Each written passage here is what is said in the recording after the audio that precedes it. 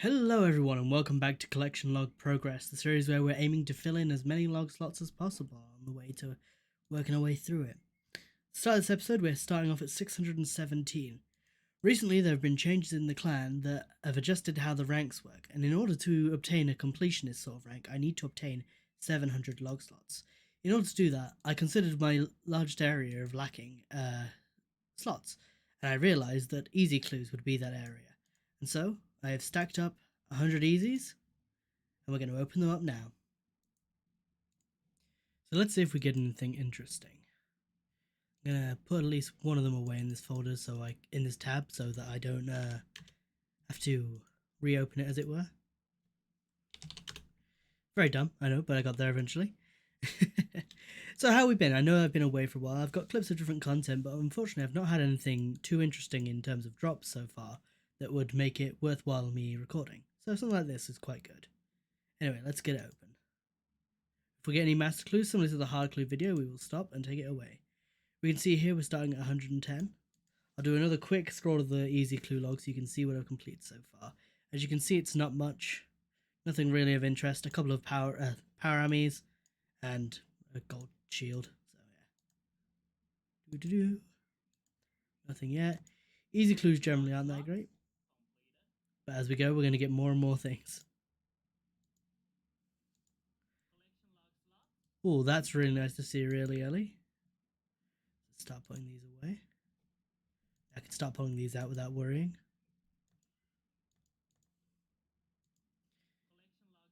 Nice, brooms for tea. Don't know who's paying 17k for that, but there we go. Another log slot. We're going to get a lot here. And so the clan is aware I'm doing this, so immediately into what the hell? Oh, pantaloons. I thought it was elegant. Same design, isn't it? Guess we'll find out. But yeah, we can see we're getting a lot already. Getting those teleports. Teleports are always good value. So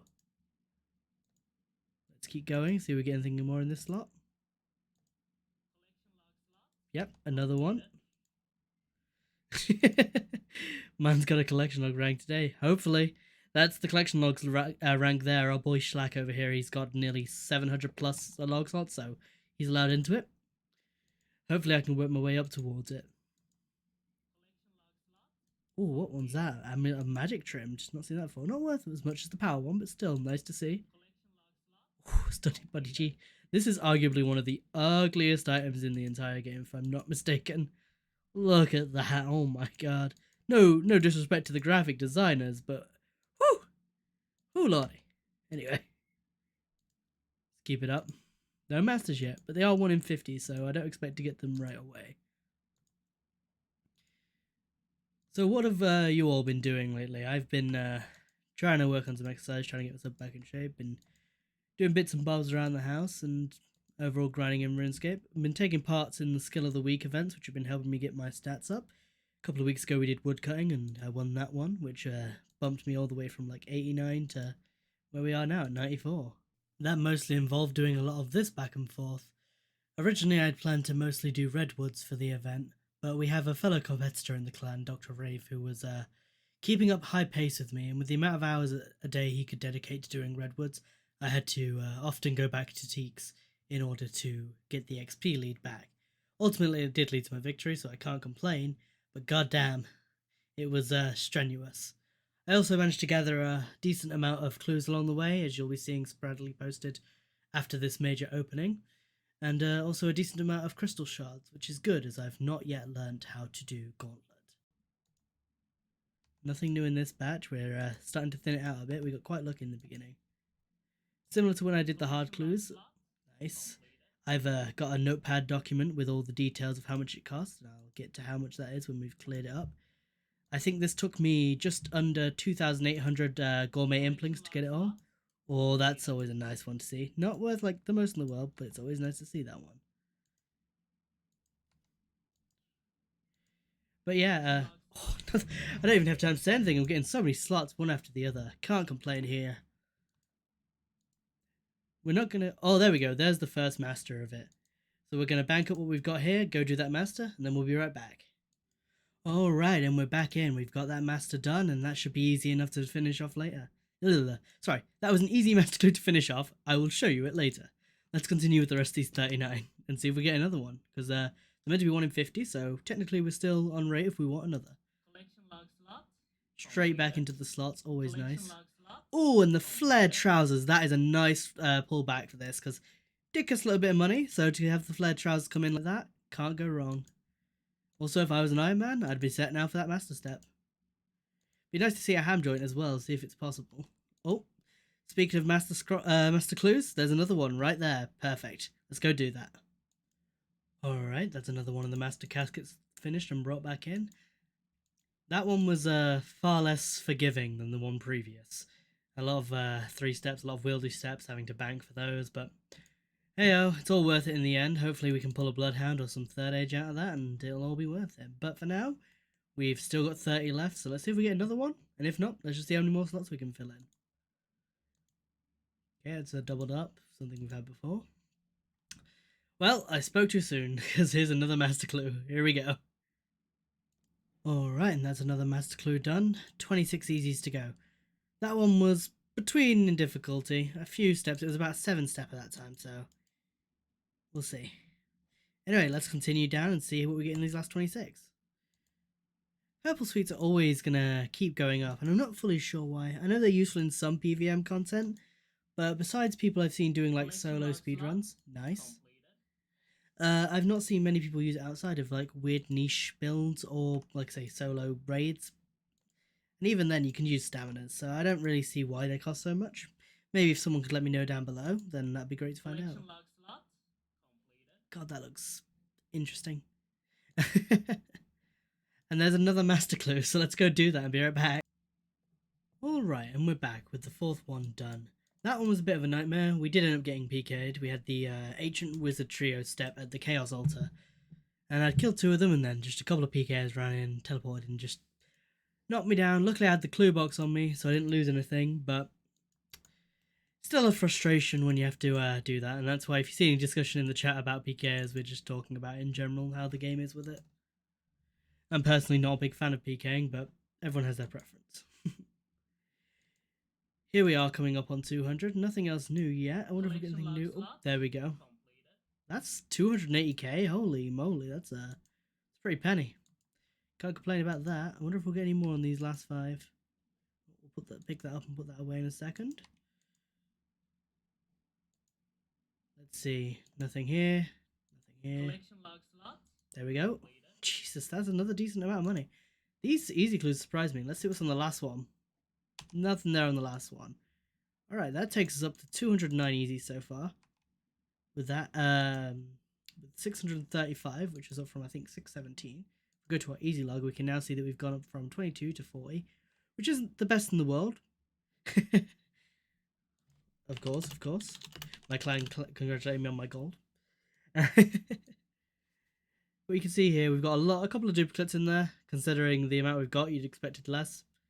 Still no ham joint, sadly, but we've got both the power amulet trims here, and we've got all that. While we're here, we've got those master clues now. So if we look at our master treasure tales, we can see that I'm up to 127 with a couple of dupes, but nothing too intense. I got quite lucky in my rares. I got that from hard clues, and then I've got that from hard, and these 2 from masters. Let's see if with these 4 remaining master clues we get anything else interesting. Nothing on the first. Good value on the second, if nothing else. Nothing on the third. And nothing on the 4th. But, still, all in all, that wasn't bad. Alright, so we've sold off all the loot from the 100 easy clues. And we've come out with a little over 9.3 mil. After factoring in the costs of collecting all the implings, which came to a little over 12 mil, we have figured out that through the opening of this 100 easies, we've lost 3.5 million gold. Now, one thing I haven't taken into account was the fact that while during these clues, I managed to obtain a dragon impling on my way. This wouldn't be something you get commonly, but for the sake of just seeing what we'd get from it, let's open it up, because if we get an elite, that might make a difference. Looks like dragon arrows, which I don't believe sell for a massive amount. Not an awful amount, but doesn't help. Although, saying that, I've just remembered one thing I've forgotten this entire time. Opening this here has reminded me that one thing I didn't pick up were the impling jars. And this might be able to make up a lot of the difference in how much it cost. So let's quickly sell all these off. Drop those in. And that still only adds another 2.08 million. So we're still looking at about a 1 million net loss overall. But we still managed to fill in a few collection log slots, so losing a little bit of money there isn't the worst thing in the world. Anyway. And here in these clips we've got our regularly scheduled corporeal beast drops. We've got a few kills done over these last couple of weeks, not as many as I'd like mind you, but a few done. We get a fairly regular set of drops, be it tuna potatoes or green dragonhide. In this next clip I got a little bit excited as one of our friends was praying for me to get a drop, and then I see the loot beam come up. And I got baited. It was Onyx Bolt Tips. Still good value, but again, not when you're excited for something what you expect to see. Got a few other regular drops along the way, but overall nothing out of the ordinary. There are also a few clips that I didn't manage to get, and in those we managed to obtain a couple more pieces of Mystic. So if you see a few KC skipped, then that's why. Now we've got a few of the clues we did throughout the week. I like to collect these clues while I'm doing my different skilling and PVMing activities and stacking them up and having a go at them whenever I get them. Some people enjoy stacking hundreds upon hundreds, and while I enjoy doing that for the content itself, I must admit that I am someone who really enjoys just as soon as I get the clue going and doing it. This allows me to prevent burnout as it allows me to switch activity on the fly and enjoy the game more. Most uniques gathered through here were done before the opening of the 100 easies you saw earlier, so when you see them, understand that they added to the 617 at the beginning of the episode. Like for example, you saw the big pirate hat from Elite Clues, which is always nice to see, as Elite Clues are notoriously bad at giving out uniques, so whenever I get one from them I'm quite happy. A lot of these clues were actually quite nice to me in the sense that they didn't have many wilderness steps or many 3-parters, so overall I was happy with them. And while the loot could be deemed as best to average, I'm still happy with the direction it's going, as the more we get, the closer we get to that hound. And at this point of the week, I did the new Beneath Cursed Sands quest released by Jagex in order to retrieve my quest cape and get the new Karis Partisan, arguably the best in slot at KQ, especially once Raids 3 drops and it gets its augments. After which I decided to take my Slayer task there and do a few kills. After testing it out for a while, I came to the conclusion that while it's good and entertaining when you get those big spikes of damage, the item itself overall doesn't increase the general experience of KQ, which I find to personally be rather frustrating, because even with the Elite Diaries, the constant running back and forth to the bank in order to bank every 2 or 3 trips makes this boss rather unfun. Another grind I've been wanting to work on is the monkey backpacks, as it's another slot I wish to fill in and will help with my agility training. Here we get 150 laps, hit 89 agility, and then we come through and hit the milestone for our first transformation, the zombie backpack. Finally for today, we have a very special drop. As you can see in the chat here, I finally got the Dragon Warhammer. A little bit over drop rate at 5,319 KC, we managed to achieve the drop. And as you can see in the chat, almost immediately after, my fellow bingo mate and also clan mate Weakface gets his Basilisk jaw.